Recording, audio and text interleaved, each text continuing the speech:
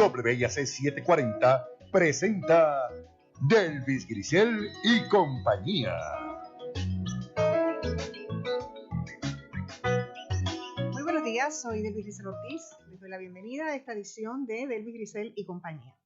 Bueno, usted, yo me imagino que ya notó hace rato cómo ha subido el precio de la gasolina. Y de seguro ya está como yo en el punto de ir de paseo para localizar las estaciones de gasolina donde esté la más barata. Pero sin embargo, a pesar de esa realidad que nosotros estamos viviendo, usted tal vez no tiene idea de por qué está ocurriendo todo esto y en qué momento se encuentra toda esta crisis que se ha generado desde que llegó la pandemia o tal vez desde un poco antes, porque es que son tantas las cosas que han ido pasando y nos parece muy importante que en el día de hoy estemos conversando, que uno de los temas importantes de este programa hoy va a ser el asunto de la gasolina, el petróleo. Qué cosa tan complicada es el petróleo. Y entonces yo estuve leyendo sobre el petróleo, yo que no entendí la mitad de las cosas que leí, sinceramente. Me abrumó, el tema del petróleo me abrumó. Que muchos ingredientes y cosas por el lado, pasó esto, pasó lo otro, aquel país dijo esto, el otro dijo aquello, aquellos dejaron de extraer, los otros subieron el precio, los otros no puedo. Por eso voy a conversar aquí con dos que sí saben de eso. No es el único tema que vamos a tener hoy, porque vamos a hablar incluso de la elección en Honduras. Habíamos dicho... No, de Honduras, que me acabas de poner aquí a hablar un poco sobre Honduras, porque sí. Vi que esta mañana tú me enviaste unas decisiones que se tomaron allí y eso lo vamos a mencionar dentro de un rato. Pero vamos a empezar con el asunto del petróleo, que es un asunto que nos afecta de inmediato a todos y todas en el país. Está con nosotros el profesor Carlos Severino, como todos los lunes, y también está con nosotros el economista Adrián Alós. Buenos días a ambos, ¿cómo están? Muy bien. Muy buenos días, Delvis, buenos días, Adrián, buenos días a toda la radio audiencia, por supuesto a ti, Delvis. Encantado de estar aquí como siempre. Bueno, ¿quién me va a explicar lo que es esto? Bueno, es como tú dices, el tema del petróleo no es que nadie realmente tiene un componente, como yo digo, que nadie conoce, ¿no? Hay también un elemento misterioso en todo esto, pues porque los países, el petróleo es un asunto estratégico.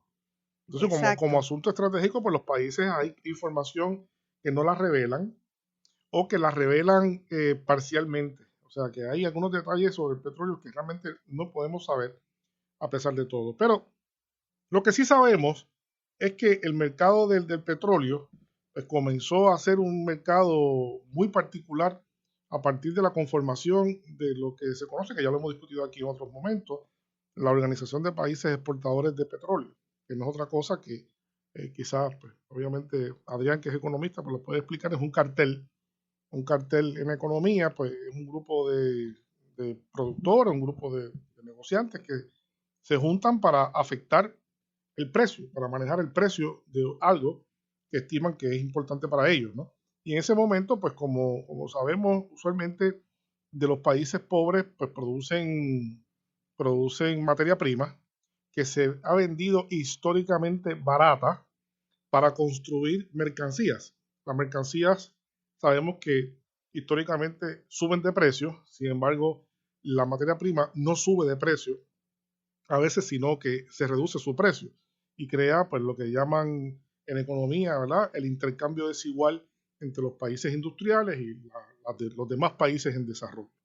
El petróleo pues no funciona así. El mercado del petróleo no funciona así. ¿Por qué no funciona así? Porque el grupo de países, como dije, se reunieron y crearon esta organización para manejar el precio y fue exitoso a partir de 1973, cuando hubo la gran crisis económica debido al aumento del precio del petróleo, que esos países decidieron hacer, ¿verdad? Decidieron hacer porque entendían que el petróleo se vendía demasiado barato, era un bien importante, no le estaba dando resultados económicos a ellos, se beneficiaban los países industriales, pero ellos no se beneficiaban ni sus países.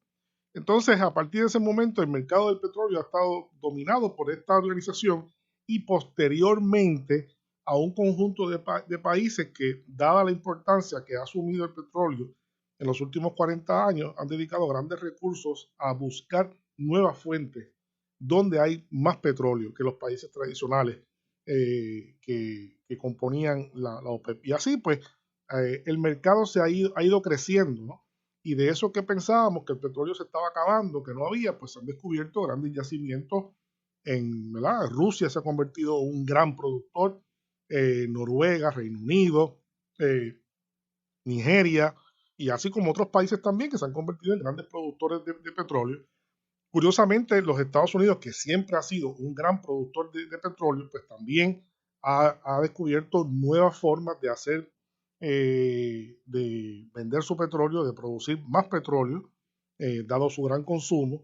Y en este momento en particular, pues se ha dado un trastoque con la pandemia, muy importante, pues porque bajó el consumo de petróleo, lo que no se veía nunca. Todo el mundo estaba encerrado. Todo el mundo estaba encerrado y no se veía para nada, nunca se había visto que el consumo de petróleo bajara, sino que siempre subía. En este momento, pues bajó dramáticamente a niveles que y por un buen yo creo rato, que en algún momento por un buen comentamos rato. por un buen rato, un momento aquí. Por un momento estuvo negativo. Negativo. Hay que decir que ¿sí? si tú comprabas un contrato, los precios de petróleo que nosotros normalmente vemos, sea el WTI, el West Texas Index o Brent, O el Brent, viendo el de, son los el de de Europa, referencia. cuando se compra o se intercambia en el mercado, pues tú esencialmente estás comprando X número de barriles a futuro, a marzo, a octubre del año que viene inclusive. Y lo que terminó pasando fue que al colapsar la demanda al nivel que había colapsado, ese contrato que tú habías comprado, pues ya no tenía ningún valor. Si tú ibas a venderlo en el mercado, tú esencialmente le tenías que pagar a otra persona para que entonces cogiera ese contrato. Eso pasó por unos días en mayo del 2020 y entonces el precio ahí comenzó a recuperarse, pero fue de ese shock que entiendo yo que y muchas personas que OPEC entonces como se quedó un poquito traumatizado, es decir, yo tuve tantos meses que estuve perdiendo ingresos que entonces ahora no tiene un incentivo de aumentar la producción. Al no aumentar la producción y la demanda aumentar, los precios entonces están aumentando y lo estamos reflejando como inflación. Y eso es lo que se ha visto hasta el momento. Se habla mucho de OPEC, como bien estaba diciendo el profesor, es un cartel. Un cartel es simplemente un grupo de agentes económicos que se ponen de acuerdo para ajustar los precios. Bajo circunstancias normales, en cualquiera de las jurisdicciones de Europa, de Estados Unidos, de la mayoría de los países, un cartel es ilegal. Yo no me podría poner de acuerdo con otros economistas y decir, bueno, pues nadie más va a cobrar por debajo de esta cantidad, porque eso, ¿verdad?, sería injusto para los consumidores. Pero como son países, pues ellos pudieron llegar a ese acuerdo y desde entonces, pues como muy bien estaba mencionando el profesor, esa lista de países productores ha seguido aumentando de OPEC a lo que después se decía OPEC Plus, que incluye algunos países más pequeños y entonces inclusive Rusia. Y entonces recientemente Estados Unidos, que está en las mismas discusiones, si se debería aumentar la producción a través del fracking, que principalmente como Estados Unidos consigue su petróleo, ahora mismo se está volviendo a discutir el caso de Canadá. Vamos entonces a comprar más petróleo de Canadá, vamos a entonces permitir el Keystone XL, que se está volviendo a discutir en el Congreso, y eso es algo que podría cambiar ahora luego. Bueno, y también hay muchas estrategias distintas, me imagino, porque ahora mismo no todo el mundo está en el mismo sitio, ¿verdad? Porque la misma necesidad, quiero decir. Las necesidades de los países son diversas porque el asunto de la pandemia, alguna gente se fue adelantando a salir de eso, otra gente no salió. Y eso están también volviendo a cerrar mucho. Exactamente, y eso altera. Eso es lo que pasa, como decía Adrián, el temor de la OPEP, la cautela, vamos a decir la palabra correcta, de que fueran a aumentar sin que hubiese un respaldo necesariamente estable en la demanda, pues puede lo que es llenar el mercado de petróleo repentinamente y hacerle bajar los precios. Ahora el precio se ha recuperado, la OPEP ha dicho, la OPEP Plus ha dicho que no ve razón para aumentar su producción, la ha aumentado muy, muy, muy poco. Pero hay que añadir también a eso que ya la capacidad de la OPEP de manejar el precio del petróleo es bastante limitada. La OPEP ya no es lo que era hace 25 años, 30 años atrás. ¿Por qué? Pues porque ha habido nuevos productores importantes, ahora mismo se debate Estados Unidos no tiene su infraestructura de fracking, como mencionó, funcionando, ¿no? Estados Unidos tenía una infraestructura de fracking que es costosa, pero si el precio no está estable alto, esa actividad de extracción de petróleo por vía fracking es peligrosa. Es peligrosa. Digo, casi siempre es peligrosa porque ha tenido siempre subsidios de parte del gobierno para poder hacerlo, además de ambientalmente bastante difícil. Y hay que añadir a eso también que hay un rebote de la propia política, de la propia geoestrategia de Estados Unidos. Estados Unidos tiene sanciones fuertes con dos países que son históricamente grandes productores de petróleo. Esos son Irán, que es un gran productor de petróleo, cuya producción se ha reducido, siguen vendiendo, pero se ha reducido su producción, y obviamente Venezuela hace algunos años atrás, Venezuela podía producir 3 millones de barriles diarios de petróleo. Eso era uno de los grandes vendedores de petróleo en el mundo. Hoy día la producción de Venezuela está en 900.000 barriles, ¿no? Se dice que por suerte lleguen a 1 millón. Pero curiosamente, de los países que más se benefician realmente con esta subida de precios, precisamente son los adversarios de Estados Unidos, son Irán y Venezuela, cuyos ingresos en moneda dura pues, está aumentando, y eso es bueno para Venezuela, es malo para Estados Unidos por un lado, y eso te da una idea de tu premisa que tú decías. Esto es extremadamente complicado. Extremadamente complicado en muchos sentidos. Y también el petróleo que protegen, el que tienen guardado debajo del mate. Eso es otro tema. Bueno, ese es otro tema que otro podemos discutir en unos minutos, pero en el caso de Venezuela y Canadá les pasa algo muy similar que también se ve ahora, que es que no todos los petróleos que se producen son iguales. El petróleo de Venezuela y el de Canadá tienden a ser muy sucios, pesados. Hay que procesarlos bastante y por ende contaminan más el ambiente cuando se están procesando para hacer sea diésel o gasolina o cualquier otro de los componentes, de los productos que pueden salir de él. Eso también le ha quitado un poquito de poder a lo que era Venezuela y Canadá en términos de a dónde podían vender ese petróleo, porque con este movimiento más verde, vamos a decir, que hemos discutido en los últimos programas, pues ese es de los últimos petróleos que tú estarías comprando. Entonces eso también le ha ayudado a reducir pues la oferta que tienen, porque simplemente no había suficientes personas para comprarlo. Y entonces, con respecto a todo este aumento que ha habido, que se ha reflejado durante los pasados 2-3 meses, para que tengan una idea, ahora mismo el precio de petróleo en Estados Unidos, el WTI, ha aumentado 60% de lo que estaba en este mismo periodo del año pasado.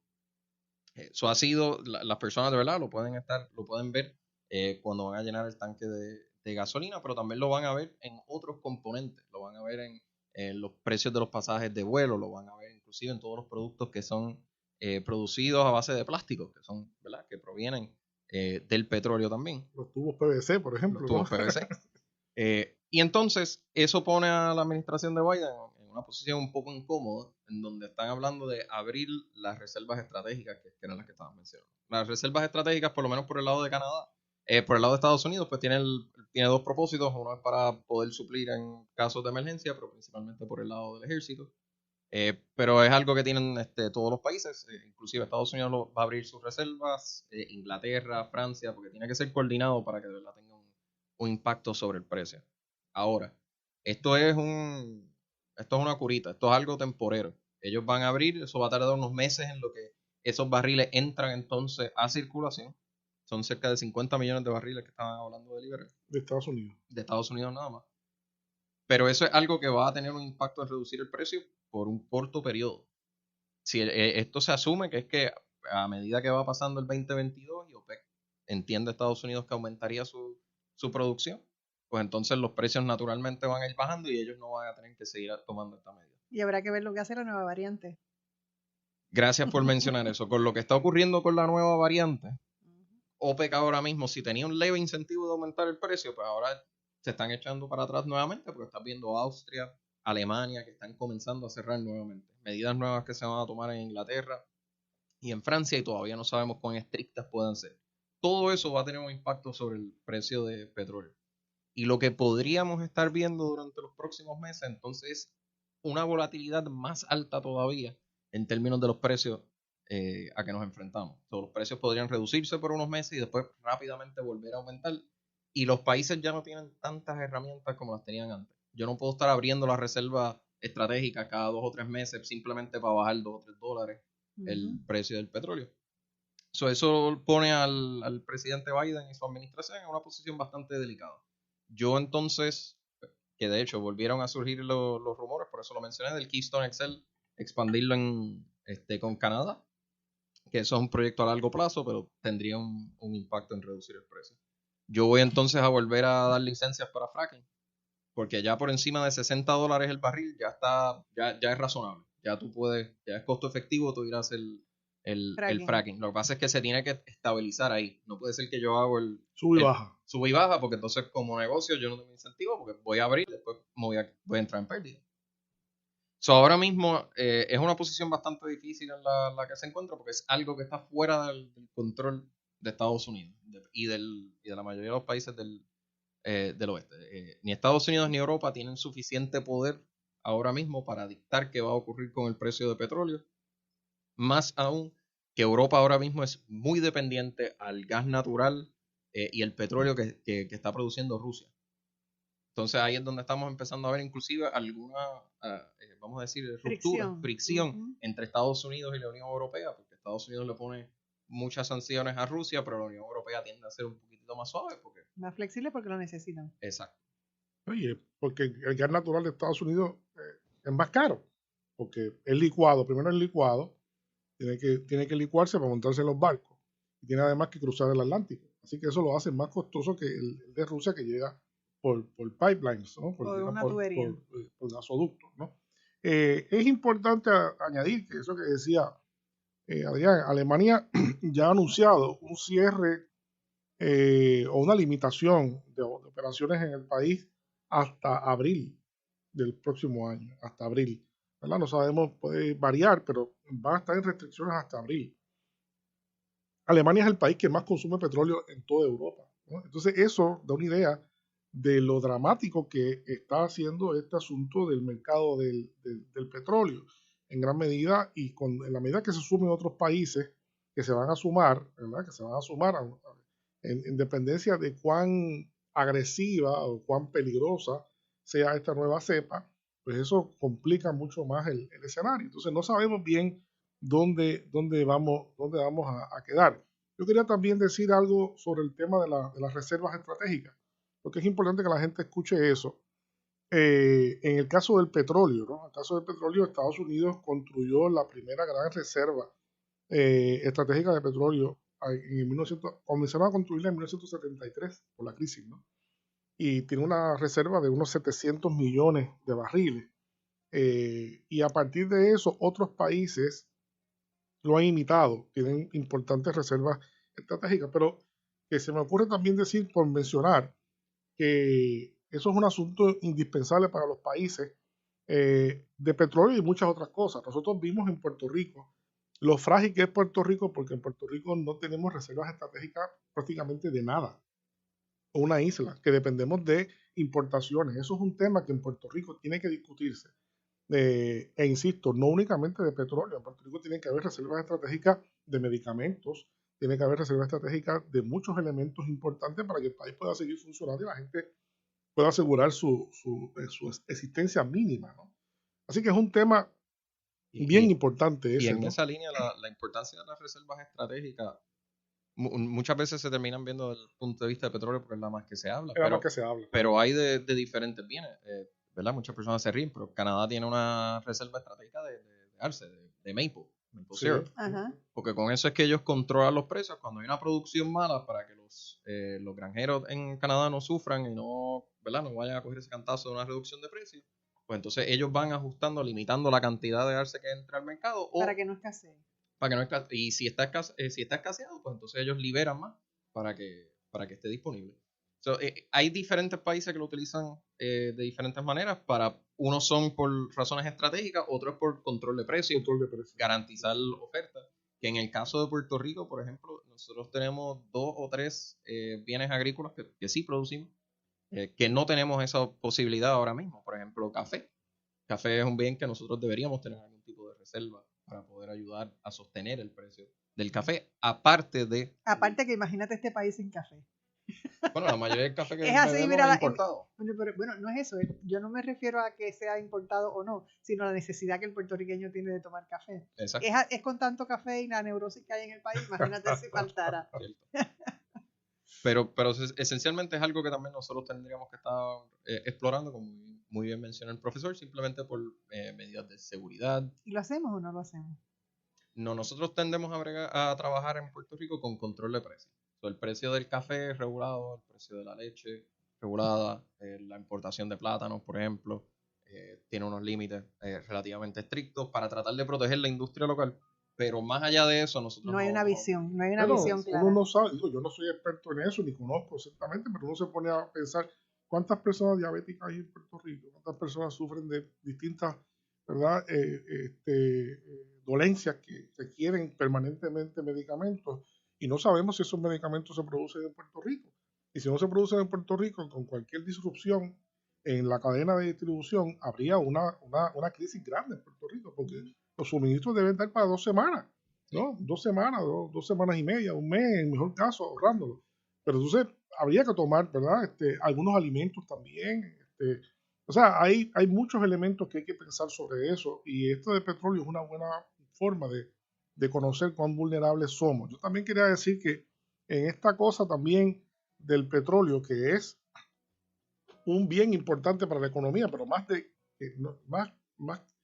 bien que es yo creo que ya tenemos que hacer una pausita, ¿verdad? Como que nos hacen, así que vamos a... bueno, Anushka dice que tengo que pausar, pues vamos a pausar. Vamos a pausar porque ella es la dueña del tiempo. Bueno, es que yo veo que son las 11:22 y pensé que no era hasta las 1:30, así que no sé qué es lo que hay allá adentro. Es algo que hay corriendo. Ok.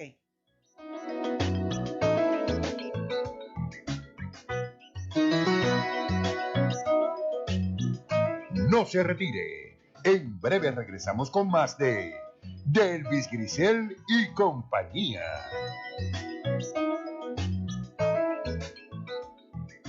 A los 16 morí en un accidente de auto. A los 54 me convertí en abuelo. A los 31 fundé mi propio negocio. A los 43 le di la vuelta al mundo. A los 29 fui padre por primera vez. Cuando donas tus órganos, vives más allá de tu vida. Lifelink de Puerto Rico. Regístrate como donante en donavidapuertorico.org. Festo Broadcast Group anuncia que tiene disponibles excelentes y modernas facilidades para alquiler de oficinas con fácil acceso al Expreso 22 y a la carretera Puerto Rico 5. Las mismas cuentan con amplio estacionamiento y están localizadas en Final Marginal de La Goya, frente al Expreso 22, entrando por Roger Electric, calle Alan Mejía Final, en Bayamón. Para información y detalles, 787-620-9898. Esta es una excelente oportunidad para el crecimiento y desarrollo de su empresa. Tu tiempo es valioso y yo no te hago perder el tiempo en la mente. Aquí en Sin Tapujos Repensando a Puerto Rico te damos las entrevistas, la información que necesitas saber para comenzar tu mañana bien informado. Todos los días de 6 a 9 de la mañana por WIAC 740. Sin Tapujos, con la mejor manera de llevar la noticia. Por esta tu emisora, WIAC 740.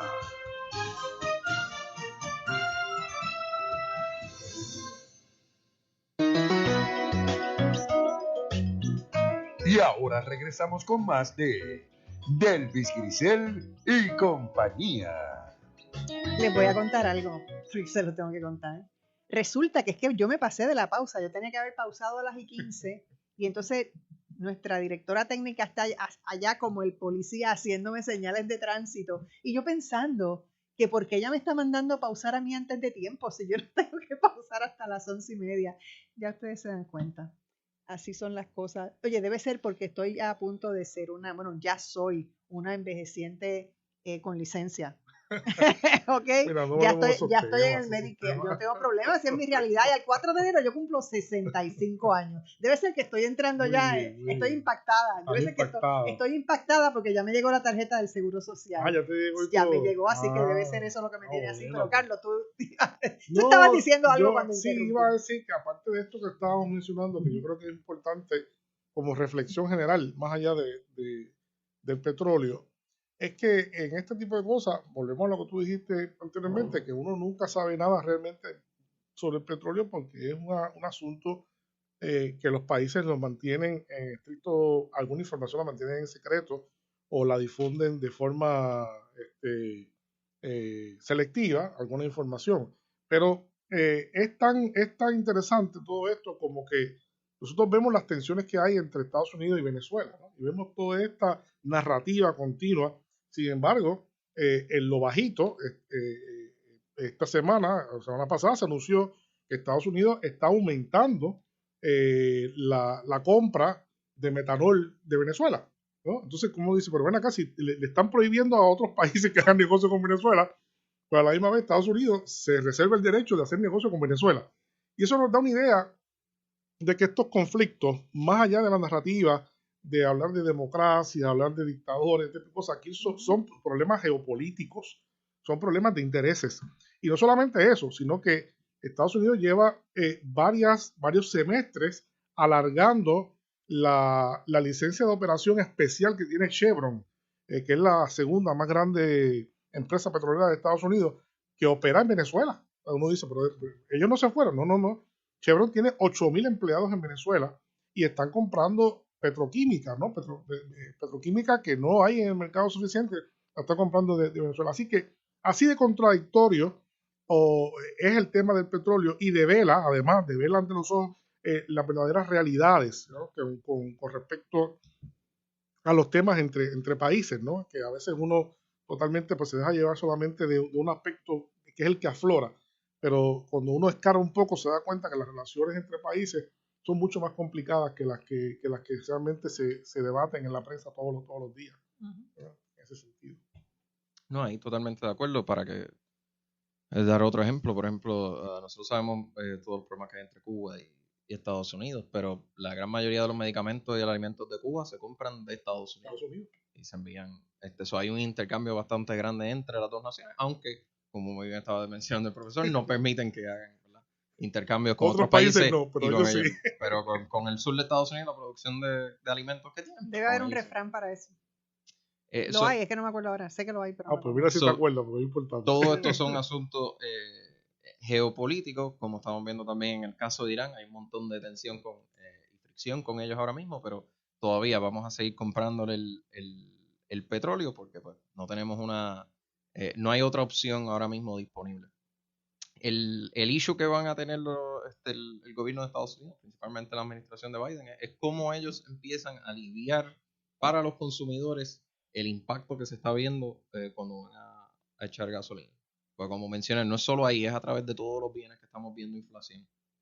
Particularmente esos bienes que son producidos de alguna manera u otra con petróleo. Y que son de primera necesidad, que es la cosa triste, ¿no? Exacto. O sea, no es como, qué sé yo, algo que tú no necesites así, que sea de vida o muerte, pues eso no importa. No. Hay muchas cosas que son fundamentales, ese es el problema. Y de la misma manera, esto tampoco es algo que se ve que vaya a mejorar rápidamente en el 2022. O sea, sí podemos ver unas reducciones por lo que se va a liberar las reservas estratégicas, pero a través de toda la cadena de suministro sigue habiendo bastante presión. Hay múltiples atrasos, personas que han comprado por internet durante estos días pues van a ver el problema, ¿verdad? En el tiempo para que se le entreguen. Bueno, hasta los bienes. carros, ¿no? Los vehículos, que en muchos casos cuando uno va a comprar el vehículo pues tiene que esperar más de un mes. Recientemente yo fui a comprar unos muebles y los muebles no van a llegar hasta diciembre 20 aproximadamente a Puerto Rico, a los muelles, o después de ahí en lo que llega a la tienda. Esto es un Espéralo proceso. el Día de Reyes. Yo estoy tirando para febrero, pero esencialmente ahí es donde está todo el problema, porque por el lado de los negocios tienen un aumento en el precio de energía eléctrica, tienen un atraso en los bienes que les está llegando. Si tú eres un negocio en Puerto Rico, tú tienes que tener un generador, tú tienes que tener ese tanque de diésel lleno para cualquier momento que se vaya la luz. Te aumenta más los costos por ese lado y todo eso se le sigue pasando a los consumidores. Por el momento, ¿qué medidas podría tomar el gobierno? Pues la más inmediata es abrir la reserva estratégica, pero lo mismo, es temporero. Si quisieran hacer algo más a largo plazo, pues... Bueno, y con eso son bien celosos, ¿no? Sí, Porque tiene Sí. otro... Bueno, son 50 millones nada más de 700, ¿verdad? Digo, 700 es lo que se dice. Exacto. O sea, ¿cuál es la reserva estratégica? Realmente nadie sabe. ¿Verdad? Nadie sabe. Porque eso es estratégico. No se dice, ¿no? Porque si se dice. Secreto militar. Claro, Exacto. eso sí So, se dice. estamos dando una leve fracción. Una leve fracción. Y hay Sí. cierta cantidad todos los años que se termina intercambiando, porque tampoco es para tener el petróleo ahí. Porque envejece, sí. Exacto, so, lo que hacen es que lo venden al mercado y entonces adquieren más. Pero aunque No es ellos como el puedan... vino, eso no es como el vino. No, pero aunque ellos puedan reducir el precio del petróleo de esa manera, de todas maneras, entonces el peso se le está pasando a los consumidores de Estados Unidos al gobierno de Estados Unidos. Porque ellos tienen que comprar petróleo en el mercado para volver a rellenar esas reservas estratégicas. So, de una manera u otra, sea que lo pagamos directamente nosotros en la bomba o indirectamente a través de impuestos y deuda que va a seguir cogiendo el gobierno, a seguir sintiendo el impacto. Y hay un elemento que ya mencionamos del cartel, de cómo se maneja a nivel del cartel el precio del petróleo, pero no es el único mecanismo importante. En el tema del petróleo hay una fuerte presencia de lo que es la especulación. Estos son contratos que se manejan en las bolsas, ¿no? En las bolsas de valores que se compran y se venden.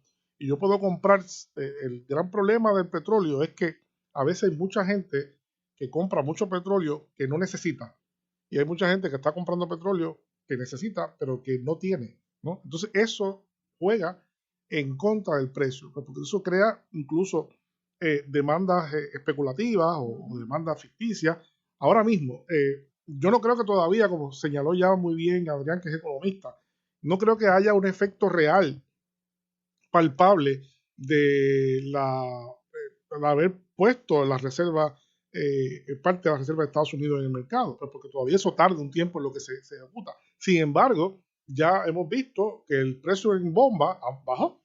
El precio en bomba bajó. El precio en bomba la semana pasada, aquí cualquier gasolinería vendía la gasolina casi en 90 centavos y hoy en día está a 86 o menos, ¿no? Yo he pagado Así en que 83. 83 en Pero algunos llegué a ver el sitios, de la barata, 95. Yo llegué a ver el 95. Sí, ya simplemente ha bajado. De hecho, el Brent, los mercados de referencia, que mencionaba también Adrián, el Brent y el West Texas Intermediate, ya han bajado, ¿no? Algo, no mucho, pero han bajado algo. Simplemente con el efecto especulativo de haber anunciado que van a inundar el mercado con reservas, que no está claro. Estados Unidos dijo que sí, pero los demás países no han dicho exactamente cuánto ni cómo van a poner. China dijo que sí en principio, pero no han puesto nada. Es un asunto bastante delicado y nos da una idea nuevamente de cómo es que se juega con el petróleo y lo inestable que es. Y ahora mismo, el viernes pasado, con todas las noticias de la variante nueva de Omicron, claro. y los nombres que le siguen poniendo, se va complicando los nombres, ¿tú has visto? El Delta era tan fácil. Para eso que el somos Delta era fácil, un poquitito más jóvenes, suena como uno de los malos de Transformers. ¿Verdad? Una cosa así, algo como Marvel. Sí. Por lo menos ya nos movimos de planes de millas, de Delta Plus, a por lo menos un nombre. Sí, eso es un sufrimiento, porque uno como que le da ganas de viajar y no podía viajar, ¿verdad? No, y al decir ese nombre de Omicron, como se diga, mete miedo, tú sabes, es una cosa, es un monstruo. Pero ahora es un monstruo. Eso le está volviendo a tener impacto, pues los mercados cogieron un cantazo el viernes pasado, sí. cuando pues, empezaron a surgir las noticias, que ahí en parte yo creo que los noticieros también tienen un poco de responsabilidad, que es que cuando sale una variante de esta, pues si no tienes información, tú simplemente es importante que digas eso. Tú simplemente salir y decir, salió una variante nueva con X número de mutaciones y todo eso. No sabemos si tiene algo, no sabemos si se contagia más rápido, no sabemos si las vacunas sirven o no. Pues entonces, o sea, no vayas metiendo miedo a la gente, porque todo eso es que todo el mundo busca ganar dinero. Y eso produce dinero también. Claro, porque también conocen la gente, eso es un lío. A ver, vámonos a la pausa porque ahora sí que no se me puede pasar porque lo descuadré antes y tengo que cuadrarlo en este. Así que no se vaya nadie, regresamos en breve.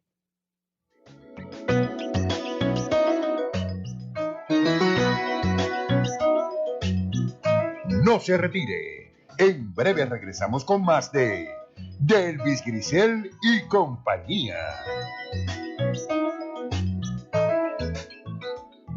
En el mes de los cuidadores familiares, AA AARP exalta su labor que es esencial para nuestras familias y el país, aportando al bienestar de nuestros seres amados. Sé por experiencia que los retos diarios son enormes. Es importante contar con el apoyo de familiares para cuidar ese ser querido. Para continuar, es importante cuidarnos y sacar tiempo para recargar baterías. Visita hoy la página de AARP Puerto Rico, soycuidadorpr.org. Busca los recursos y servicios que facilitan tu labor. Cuando el camino se pone duro, los duros se ponen en el camino. Periódico El Expreso va contigo en la ruta del éxito. Lleva tu anuncio a más familias cada semana. El Expreso es el periódico de mayor distribución en Bayamón y el norte, con 75,000 ejemplares auditados cada semana. Esto da poder a tu anuncio, más alcance, más potencia y confianza a tu negocio. Anúnciate en El Expreso, tu aliado semanal. Para anuncios, 787-794-2000. ¿Se preocupa de cuánto bebe otra persona? ¿Se siente enojado, confundido o deprimido? ¿Cree que si el bebedor le amara, dejaría de beber? Si ha contestado sí a alguna de estas preguntas, no está solo. No todos los que están atrapados por el alcohol son alcohólicos. La familia y los amigos también sufren. Al-Anon o Alatín puede ayudar. Llame al 1-888-4-ALANON o visite alanon.org. Y ahora regresamos con más de Delvis Grisel y compañía. Bueno, estamos de regreso, espero haber cuadrado todos los errores que cometí previamente. Y entonces hay otro asunto importante, hay unos cuantos asuntos más de los cuales tenemos que hablar. El mundo se sigue moviendo, Delvis. Es una cosa, el mundo no para. Es una cosa seria. Y tú te ves tú no te habías estrenado ese jacket. Ese jacket me lo consiguió. No te lo has estrenado, porque no te lo habías estrenado, porque tienes hasta el ticket de compra y todo, mira. Por favor, sí, no quería hacerlo aquí en la cámara, que me la Bueno, pero de la cámara es como si tuviera una pulsera, cabrón. Hasta el ticket de compra tiene aquí. Exacto, sí. Bueno, pues está bien, porque de todo esto que estamos pasando, está bueno que nos riamos de algo, Carlos. A lo mejor se pone una moda ahora, dejar los tickets, la ropa, porque de todo surge una moda. Posiblemente. ¿Verdad? Bueno, pero están ardiendo las fronteras por allá, por Europa, y hablemos de Polonia, Bielorrusia y Ucrania. Bueno, y eso conecta muy bien con lo que estábamos hablando del tema del petróleo, porque también incide, y parte del problema tiene que ver también con el acceso de fuentes para producir energía de los europeos. Pues sucede que en los últimos tiempos ha ido creciendo un conflicto, una conflictividad en la frontera de Bielorrusia con Polonia. Entonces eso ha ido pues movilizando la tensión y obviamente la beligerancia y el alcanceo entre países, pues ha ido creciendo hasta el momento que llega a preocupar bastante que pueda haber cualquier tipo de situación que ponga en peligro la seguridad europea. Los europeos son particularmente sensitivos al tema de la seguridad, pues porque han vivido muchas guerras, ¿no? Los europeos, si alguien ha vivido guerras terribles y temibles, pues son los europeos. ¿Y cuál es el problema? Pues el problema es que, como ya hemos dicho, aquí hicimos un programa no hace mucho sobre la migración. Europa es uno de los principales destinos de migrantes, fundamentalmente del Medio Oriente, debido a los problemas que ha habido allí, a los trastoques geopolíticos que se han vivido en Siria y en Irak, que no tenemos que abundar mucho porque ya lo hemos hablado y se conocen. Pues todavía siguen saliendo personas de allí, refugiados, personas empobrecidas por la guerra, con peligro. Y uno de los lugares que últimamente se han ido concentrando esos migrantes es a través de la frontera de Bielorrusia. ¿Y por qué Bielorrusia? Por su posición. Bielorrusia mantiene unas fronteras abiertas con muchos países del Medio Oriente, con muchos países del norte de África, precisamente donde están las principales corrientes de migrantes. Se están concentrando allí y preocupa ahora que comienza el invierno y se pone frío porque la intención de esos migrantes no es precisamente quedarse en Bielorrusia. Bielorrusia es un lugar de tránsito. ¿Por qué? Porque la migración de la gente pobre, de los refugiados, busca realmente países donde haya buena estabilidad económica. Bielorrusia es un país que tiene una quinta parte, el ingreso promedio de Bielorrusia es una quinta parte de lo que impera en Europa de la Unión Europea, y apenas la mitad de lo que es en Rusia. O sea, que no es el lugar para quedarse, sino que quieren ir a tocar algún terreno, algún territorio que les pueda dar la oportunidad de pedir asilo político en la Unión Europea. ¿Y cuál es ese país? Pues comparte Bielorrusia una frontera de 140 kilómetros con Polonia, y Polonia sí es un miembro de la Unión Europea. Tan pronto un refugiado o una persona que tenga intención de refugiarse en la Unión Europea ponga un pie en Polonia, pues puede hacer una solicitud de asilo, le cobija ese derecho, ¿no? Entonces por eso es que se aglomeran la gente allí. Entonces, Bielorrusia es un país que es un país problemático. Desde hace ya unos meses ganó nuevamente el presidente Lukashenko, que lleva 20 años en el poder. Los europeos, la Unión Europea no lo quiere, la OTAN no lo quiere, le han impuesto sanciones económicas fuertes, y él pues ciertamente ante las sanciones pues ha dicho, pues usted me quiere poner sanciones, pues yo no hago nada con los migrantes, ¿no? Entonces lo triste es que se usan las personas como mecanismos de negociación, los seres humanos, ¿no? Entonces él dice que no va a hacer nada. Sin embargo, Polonia ha cerrado la frontera totalmente a esos migrantes, tienen efectivos militares en la frontera, la gente se está muriendo allí, hay gente que ha muerto ya, enfermos, hay problemas ¿verdad? Problemas muy, muy serios, dramáticos. Y entonces Polonia, pues además es también un país incómodo ahora mismo en la Unión Europea. O sea, ambos países son incómodos. Uno es miembro de la Unión Europea, otro no. ¿Por qué Polonia es incómodo para la Unión Europea? Porque Polonia ya es un país que ha tenido que ser sancionado por la propia Unión Europea. Siendo miembro de la Unión Europea ha tenido que ser sancionado porque Polonia se ha negado, su Tribunal Supremo ha negado adoptar medidas que tienen que ver con derechos humanos y otras medidas que el propio Tribunal Constitucional Europeo impone, ¿no? Es decir, Polonia es parte de la Unión Europea y se está negando a acatar la primacía que tiene la ley europea sobre su constitución. Ese es el problema fundamental que hay allí, ¿no? Bueno, como me estaba mencionando, en el caso de Bielorrusia, su aliado principal es Rusia. Y por un tiempo, al igual que Polonia y la Unión Europea, Rusia y Bielorrusia tuvieron sus problemas, ¿verdad? Su fricción entre ellos. Por el lado de que hace unos años Putin estaba en el proceso de expandir su área geográfica de influencia y quería tratar de que Bielorrusia volviera a ser parte de, ¿verdad? En aquel momento la Unión Soviética, pero de una nueva federación rusa. Y en ese momento fue que Lukashenko, gracias. Lukashenko fue que se distanció un poco de Rusia, parecía que se estaba tratando de acercar a la Unión Europea hasta que volvieron con los temas de derechos humanos. Y pues ahí entonces ellos y Rusia son mucho más, Bielorrusia y Rusia son mucho más cercanos en su trato de derechos humanos que con la Unión Europea. Por el lado de Polonia, inclusive el Tribunal Supremo de Polonia mencionó de que no todas las leyes europeas de la Unión Europea aplicaban en Polonia, que va en contra del acuerdo que tú tienes que firmar como país para entrar a la Unión Europea. Es decir, creer la supremacía de las leyes que pasa el Parlamento Europeo y es aprobado por todos los miembros. Eso es un área que ya era problemática para la Unión Europea y ahora se está convirtiendo mucho más problemática. Todo esto a la misma vez es que está tratando de balancear los acuerdos con Rusia de gas natural nuevo, de terminar los gasoductos que están cerca de completarse, que van de Rusia a Alemania. Esto es un tema bastante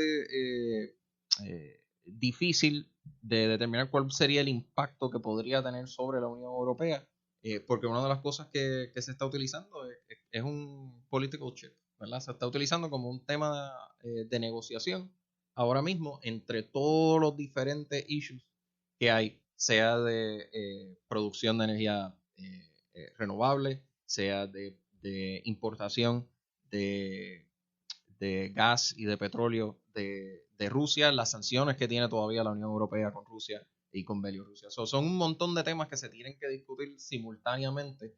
Y lamentable para los inmigrantes que están cruzando ahora mismo por Bielorrusia, pues ellos son simplemente algo para ser intercambiado. Ahí se quedan pillados. Pero de hecho, se habla con el tema de Polonia es un tema tan delicado, porque en Polonia hay un partido que está en el poder, que ganó las elecciones. Tengo que pausar, Carlos. Ok, sí, vamos a la pausa. Okay, regresamos.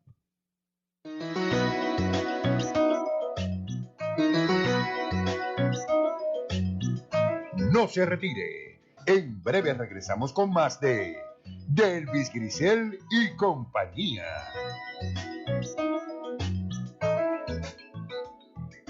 Escucha este y todos los miércoles a las 5 de la tarde, Mundo Obrero. Entérate de todo lo que está aconteciendo en el país desde la perspectiva de la clase trabajadora. Mundo Obrero es el programa radial de la Unión General de Trabajadores, un sindicato comprometido con los mejores intereses de los trabajadores y el pueblo puertorriqueño. Entrevistas, noticias, comentarios y lo más importante, la voz de los trabajadores y trabajadoras que van transformando el país. Escucha Mundo Obrero los miércoles a las 5 de la tarde por esta emisora. También puedes seguirnos por Facebook Live.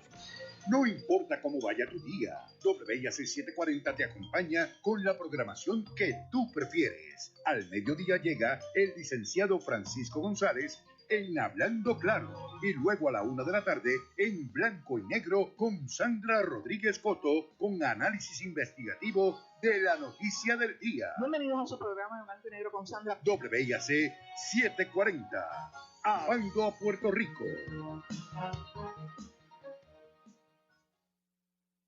El show de la mañana con Guillermo Río Sánchez. La mejor manera de comenzar tu día. Música, noticias, deportes, farándula, tránsito y más. De lunes a viernes de 9 a 10 de la mañana. El show de la mañana, un programa variado y ameno con la animación del inigualable Guillermo Río Sánchez. Por WIAC 740. Y ahora regresamos con más de Delvis Grisel y compañía. Estamos de regreso, ya estamos en nuestro último segmento, ya he logrado con éxito que Carlos se quitara la etiqueta. Oye, y ahora le concedo la palabra. Tú no me dejaste aquí imponer una moda, a lo mejor empezó a surgir una moda y yo le ponía copyright a esa moda. Yo soy peor que Lukashenko, olvídate de eso. Pues lo que yo iba a decir en ese sentido es que en Polonia hay también un gobierno muy de derecha, un gobierno de derecha extrema. Su partido, de hecho, se llama Partido de Ley y Orden. Y es un partido que salvaguarda la parte nacionalista de Polonia. Polonia es un país muy católico, pero cultural, visceralmente católico, donde la cuestión católica es verdaderamente como pocos países del mundo. Y entonces ellos han usado muy bien esa realidad para rechazar cualquier intento de que entre a Polonia personas de un credo distinto. Esa es parte del issue, que la gente que está en la frontera son musulmanes, entonces temen pero por otro lado es bien contradictorio y bueno que la gente sepa, Polonia es un país que aunque se habla ahora mismo por la desobediencia a las determinaciones europeístas, se habla de un polexit. De hecho, se habla de un polexit. Está en la nomenclatura de la prensa. Una salida forzosa de Polonia de la Unión Europea no es posible, porque la única manera de que un país salga de la Unión Europea es que haga un referendo propio por su propia decisión y que la mayor parte de la gente lo determine así, como pasó con el Reino Unido. O sea, la Unión Europea no puede expulsar a Polonia. Si pudieran hacerlo, lo hacen en este momento. Por tanto, Polonia está usando esto también muy hábilmente como una forma de negociación. Sí, también lo usa Lukashenko, también lo usan los polacos, porque dicen, yo lo estoy cuidando a ustedes no quieren más extranjeros aquí, musulmanes, los europeos. Y Polonia tiene mejor condición económica que Bielorrusia, ciertamente, pero no es el país más rico de la Unión Europea. Posiblemente los inmigrantes terminen en Alemania, o en Francia, o en Reino Unido. Y eso es lo que los tres países más poderosos, ya el Reino Unido no es parte de la Unión Europea, pero bueno, de alguna forma también pueden llegar. Entonces, lo que se teme es a que sigan llegando al país estos migrantes de confesión musulmana, islámica, que viene a crear una situación cultural, ¿verdad? Un paisaje cultural que para estos partidos políticos se convierte en y para una población que es muy susceptible a ese tipo de discurso, y se maneja de esta manera. Así que por un lado, también hay que decir que Bielorrusia es muy apetecible. La OTAN, desde que hubo la guerra en los Balcanes, no ha hecho otra cosa sino que expandirse hacia Rusia, ¿no? La OTAN cada vez va sumando países miembros que ya no tiene sentido, de hecho, que se llama OTAN porque por el Atlántico, pero cada vez dejan más atrás el Atlántico, ¿no? Entonces van más hacia el corazón de poniéndose frente a frente a la frontera de Rusia. Y Rusia históricamente siempre ha mantenido un anillo de países geoestratégicamente para protegerse de ataques. Es un asunto bastante complicado. Así que hay que estar pendiente a este issue. Yo creo que es una situación bastante delicada que podría, ojalá que no escale. Ya hay indicios de que Merkel se está reuniendo con Lukashenko y otros líderes europeos para tratar de limar asperezas. Así que veremos a ver lo que pasa, pero es muy delicado, igualmente con el tema ucraniano que está por ahí también.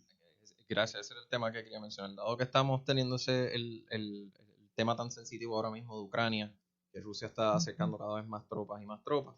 Hay 2 o 3 puntos de fricción que van a ser un poco difíciles para el nuevo líder de Alemania, que debería entrar en las próximas semanas. Hubo una elección recientemente, el partido de Angela Merkel perdió, ya ella se iba a retirar de todas maneras.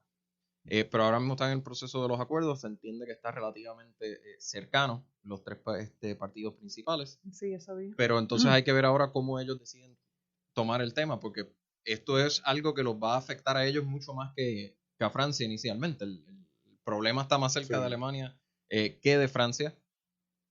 Y Francia ahora mismo está un poquitito delicado. Está difícil que ellos puedan trabajar otro tema de inmigración porque están cerca de otras elecciones presidenciales. Y el segundo partido, que en las últimas, si no me equivoco, 3 elecciones, el partido que ha llegado segundo es el partido de Marine Le Pen, que es ultraconservadora, ultraderecha, y siempre termina pasando a la segunda ronda presidencial, de elecciones presidenciales. Eso es un tema bastante sensitivo donde Francia ahora mismo no puede verse públicamente necesariamente diciendo que quiere aceptar más inmigrantes a la misma vez que los gobiernos tienen que convencer al pueblo de que vamos a tener que tener unos cierres adicionales por el virus. Hay muchos temas difíciles que tienen que tomar. Esto puede ser algo que por el momento la Unión Europea mantenga a Polonia, pues Polonia eso tienes que bregarlo tú. Exacto. Exacto. Va a ser, de hecho, en Alemania va a haber cambios. Parece ser cambios sustantivos porque ya se han anunciado con Olaf Scholz, que va a ser sin duda el nuevo ministro, el nuevo canciller. Eso es el demócrata, ¿no? Esto es otra ideología, un poco más hacia el centro izquierda. Y más también van a estar los verdes ahí, que también es otra instancia. Así que va a ser bien interesante lo que pueda estar pasando en Europa. Muchos retos para el 2022. El 2022 luce como, ¿verdad? Bien cargado en la agenda internacional. Y Delvis, pues, anoche acaba de ver, se cerraron las urnas en Honduras, un proceso bien importante también, que quizás pues, apenas todavía no ha culminado la contabilidad de los votos, pero sí hubo un proceso electoral que vale la pena decir que fue un proceso tranquilo, que en América Latina se están dando elecciones tranquilas, elecciones donde cada vez pues, la gente pues, participa de manera más entusiasta. Se espera que haya habido una gran participación electoral de la gente, ¿no? El país que ha tenido muchos problemas en el pasado de dictadura, un partido que ha gobernado por décadas, el Partido Nacional, queda fuera ahora, después de aquella irrupción en algún momento dado de Manuel Zelaya, que fue sacado de repente por un golpe blando, lo que se llama un golpe blando, que yo creo que no fue tan blando, ¿no? Dicho sea de paso, es su esposa, 12 años después, la que es candidata, Xiomara Castro, y parece que ha arrasado en las elecciones. Ya la contabilidad, esta mañana cuando me fui, al 70 y tantos % de votos escrutados, Xiomara tiene 20 puntos, 50 y tantos a 30 y pico del segundo contrincante. Así que es una enhorabuena para los hondureños porque hay un cambio importante en el país que espero que se conserve, que no lo saquen, y sobre todo porque es la primera mujer en la historia del país que va a gobernar, una mujer muy dinámica, una mujer que luce, tiene un buen aura, según he podido leer, muy preparada, con mucha determinación. Su esposo Manuel Zelaya se mantiene bastante distante, dándole obviamente su espacio para que ella pueda ejercer su propio criterio. Así que va a estar muy interesante para él no convertirse en una sombra, ¿verdad? O que digan que ella, pues, ¿verdad? Así yo creo que está muy bien. Él se ha mantenido totalmente, lo que he podido leer, se ha mantenido totalmente a distancia del proceso, y ella pues tiene mucho carisma, tiene mucho, de hecho, incluso más carisma que él mismo, en un sentido. Sí, esperemos que esta vez eso traiga un poco de estabilidad a la región, porque sabemos que luego de las últimas elecciones que hubo en Honduras, pues fueron, ¿verdad? vamos a decir, la oposición no estaba de acuerdo necesariamente con cómo terminaron los resultados, ¿verdad? Porque había muchos casos de inconsistencia. Los que Trump hace referencia, pues ocurrieron en Honduras. Casos de robo de votos y ese tipo de cosas que ocurrió la última vez. Esperemos que esto, ¿verdad?, pueda traer un poquito de estabilidad a esa región.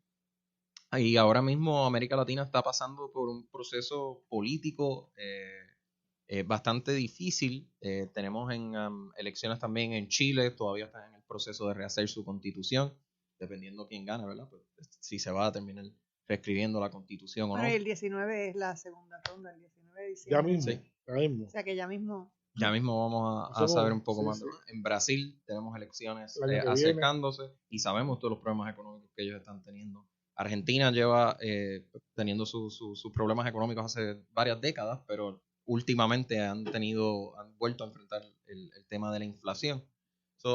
América del Sur está en una posición ahora mismo donde tiene que buscar un poco más de estabilidad política para ver si entonces se puede llegar a una estabilidad económica. Porque hay mucha volatilidad ahora mismo en el país, desde México, en el continente, desde México hasta Argentina y Chile. Exacto, y ese triángulo... Hasta la Patagonia y Tierra de Fuego. Eso que se llama, Honduras está marcado eso que llaman los estadounidenses el circo, ¿cómo no? Le llaman el Triángulo del Norte, le llaman, ¿no?